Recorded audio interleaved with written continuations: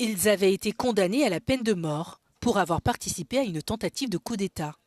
En République démocratique du Congo, 3 ressortissants américains viennent d'être graciés par le président Félix Tshisekedi. Une grâce présidentielle qui convertit les peines de mort prononcées en condamnation à la prison à perpétuité. Décision qui intervient alors que le pays tente de négocier des accords sur les minéraux avec les États-Unis. Il pourra ainsi bénéficier d'un soutien en matière de sécurité afin de lutter contre les rebelles qui sèment la terreur dans l'est du pays. À la peine de mort pour association de malfaiteurs, à la peine de mort pour terrorisme, à la peine de mort pour attentat, à 20 ans de statut pénal principal pour détention illégale d'armes ou munitions de guerre, faisant application de l'article 7 du Code pénal militaire, prononce l'unique peine, la plus forte, celle de mort.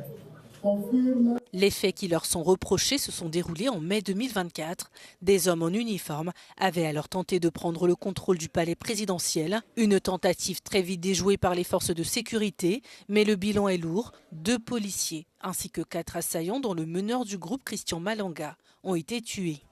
À l'issue d'un procès, 33 accusés ont été condamnés à la peine de mort, parmi eux 3 Américains, dont Marcel Malanga, 21 ans, le fils du rebelle décédé.